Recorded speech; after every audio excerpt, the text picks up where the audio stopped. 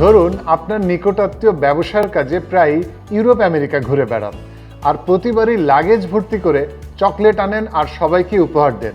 দেশে যেসব চকলেট পাওয়া যায় তাতে আসল চকলেটের স্বাদ নেই, তাই পরিবারের সবাই অপেক্ষায় থাকে বিদেশি চকলেটের। কিন্তু এমন যদি হয় ইউরোপ আমেরিকা ঘুরেও কোথাও কোনো চকলেটই খুঁজে পাওয়া যাচ্ছে না, তাহলে কি হবে?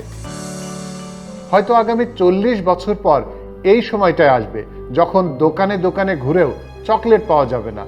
যে কয়েকটা পাওয়া যাবে তার দামও হবে চিন্তার বাইরে, সোনা বা হীরার মতো দামি হবে, এটা মোটামুটি নিশ্চিত। কথাগুলো শুনে অবাক হচ্ছেন, ভাবছেন আমি এমনি এমনি এসব বলছি। কথাটা কিন্তু আমার না, গবেষকদের অনুমান। যে চকলেট শিশুদের কান্না থামাতে কিংবা বার্থডে সহ যে কোনো বিশেষ দিবসের গিফট হিসেবে বেস্ট অপশন, সেই অপশন কি তাহলে আর থাকছে না?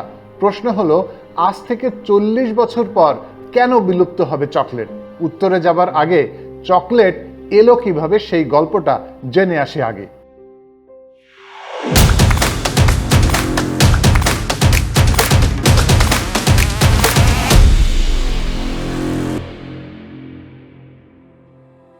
শুভেচ্ছা সবাইকে। চকলেট আধুনিক যুগের কোনো খাবার নয়। হাজার বছর পুরনো মায়ানদের মধ্যেও চকলেটের চল ছিল। সত্যি বলতে চকলেট এসেছে তারও আগে, প্রাচীন ওলমেক সভ্যতা থেকে। যুক্তরাষ্ট্রের স্মিথসোনিয়ান ন্যাশনাল মিউজিয়ামের ম্যানেজার হায়েস লেভিসের মতে ওলমেকরা নৌকায় করে কোকোয়া ফল নিয়ে আসতেন, সেই ফলের বীজ থেকে তৈরি হতো চকলেট। কোকোয়া বীজকে ওলমেকরা বলতো কাকাওয়া, যার মানে ঈশ্বরের খাবার। বুঝতেই পারছেন, ওলমেকরা চকলেটকে পবিত্র খাবার মনে করত, সাধারণ কোনো কিছু নয়। মায়ানরা চকলেট পেয়েছে দক্ষিণ পূর্ব মেক্সিকোর ওলমেক সভ্যতা থেকে, তা একরকম নিশ্চিতই। একে একটা সম্মানজনক খাবার মনে করত মায়ানরা। সে সময় বিভিন্ন গুরুত্বপূর্ণ সভায় চকলেটের পানীয় পরিবেশন করা হতো। তবে চকলেট শুনলেই আমাদের মনে কি আসে? আসে ক্যান্ডি বারের ছবি ভেসে। প্রাচীনকালে তো মোটেও এমন ছিল না। সে সময় চকলেট ছিল তরল এবং কিছুটা তেতো স্বাদের। বর্তমান মিষ্টি চকলেটের শুরুটা কিন্তু 19 শতাব্দীতে। তখনই জানা যায় চকলেটের ঔষধি গুণ সম্পর্কে। সে সময় এক ফরাসি ফার্মাসিস্ট চকলেট মেশানো ঔষধ তৈরির কারখানাও গড়ে তুলেছিলেন, যদিও শেষ পর্যন্ত তা আর টেকেনি। পরে মাল্টিন্যাশনাল নেসলে কোম্পানি হাতে যায় কারখানাটির মালিকানা। গত 50 বছরে চকলেটের ভালো খারাপ দিক নিয়ে বিস্তর গবেষণা হয়েছে। কিছু গবেষণায় দেখা গেছে মানসিক চাপে থাকলে মানুষ চকলেট বেশি খায়। আবার কেউ বলছে চকলেটে থাকা ক্যাটেকিনস নামের অ্যান্টিঅক্সিডেন্ট ক্যান্সার ঠেকায় এবং ব্রেনের কর্মক্ষমতা বাড়ায়। উপহার হিসেবে চকলেট সবসময় ট্রেন্ডি একটা ব্যাপার। সে কারণে চকলেটের চাহিদা কখনো কমেনি, বরং উল্টো বেড়েছে। চকলেট নিয়ে আমেরিকানদের মাতামাতি দেখে অনেকের তো ধারণা এমন যে চকলেটের এই বিশাল বাজার তাদের কারণেই। কিন্তু ওয়ার্ল্ড পপুলেশন রিভিউ বলছে কিন্তু ভিন্ন কথা। তাদের গবেষণা বলছে সবচেয়ে বেশি চকলেট পাগল সুইজারল্যান্ডের মানুষ। বছরে গড়ে প্রায় 9 কেজি চকলেট খায় সুইসরা। কাছাকাছি আছে জার্মান এবং অস্ট্রিয়ানরা। গড়ে আমেরিকানদের চকলেট খাওয়ার পরিমাণ প্রায় 5.5 কেজি। তবে সবচেয়ে কম চকলেট খায় কিন্তু চাইনিজরা, বছরে 100 গ্রামেরও কম। মজার ব্যাপার হলো যে চকলেট বেচে ইউরোপ আজ আঙুল ফুলে কলা গাছ বনে গেছে, সেই ইউরোপের কোথাও চকলেটের মূল উপাদান কোকোয়া গাছ হয় না। পশ্চিম আফ্রিকার দেশ ঘানা ও আইভরি কোস্টেই জন্মে এই গাছ। শুধু কি তাই, বিশ্বের 60 থেকে 70% চকলেটের মূল উপকরণ আসে এই দুই দেশ থেকেই। এত উৎপাদন করার পরও সেখানকার কৃষকদের অবস্থা কিন্তু নাজুক। বিশ্বে চকলেটের বাজার $140 বিলিয়ন হলেও এর মাত্র 5 থেকে সর্বোচ্চ 6% পায় আফ্রিকান কৃষকরা। তবে এখন ভারত সহ ল্যাটিন আমেরিকার কিছু দেশে অল্প পরিমাণ কোকো চাষ হচ্ছে।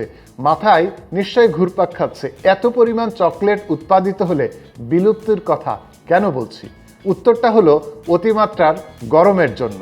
চকলেটের মূল উপাদান কোকোয়া গাছ খুবই সেন্সিটিভ হওয়াতে কেবল অনুকূল আবহাওয়াতেই এর চাষ করা যায়।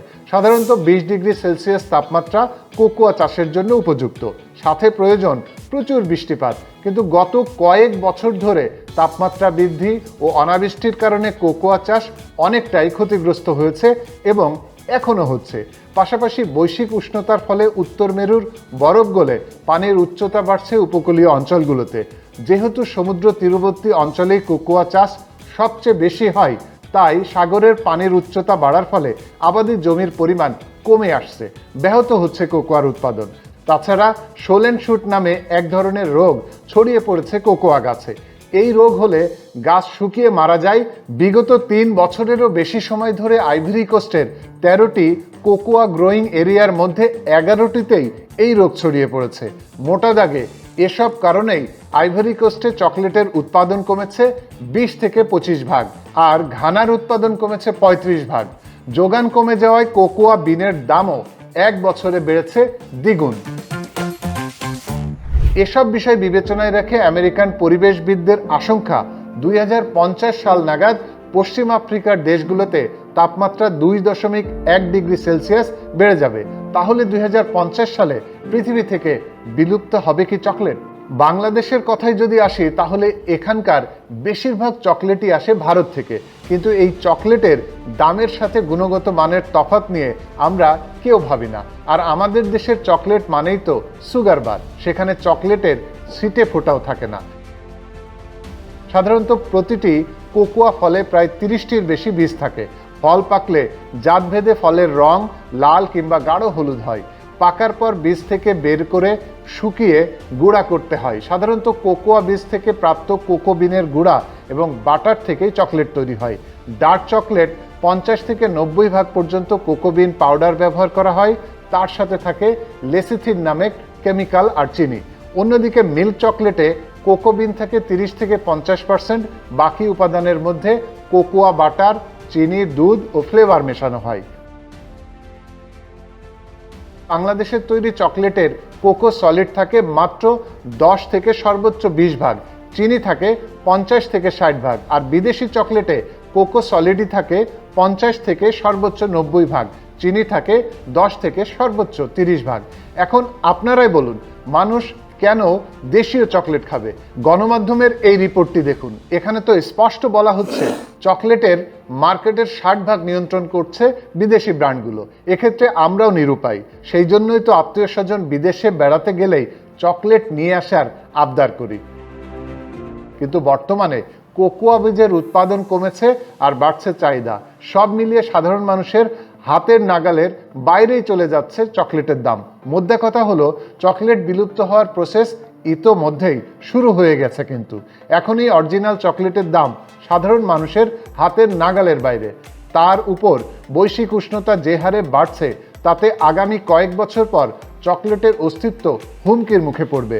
তখন হয়তো শুধু কোটিপতিরাই শখ করে স্বর্ণের দামে কিনে খাবে চকলেট। তাহলে সমাধান কি? সমাধান হলো পরিবেশের ভারসাম্য রক্ষার জন্য বেশি বেশি গাছ লাগান। তা না হলে চকলেটের মতো আরও কত শত চমৎকার জিনিস যে আমরা হারিয়ে ফেলবো, তার কোনো হিসাব থাকবে না। আর জলবায়ুর এমন পরিবর্তন অব্যাহত থাকলে পৃথিবী হয়ে পড়বে বসবাসেরও অযোগ্য। আমরা কি ভবিষ্যৎ প্রজন্মের জন্য তেমন একটা পৃথিবী রেখে যাব? আসুন, সকল উদ্ভিদ ও প্রাণীর জন্য আবার যোগ্য একটি পৃথিবী গড়তে আমরা সবাই এগিয়ে আসি। ধন্যবাদ সবাইকে। সুস্থ থাকুন, ভালো থাকুন।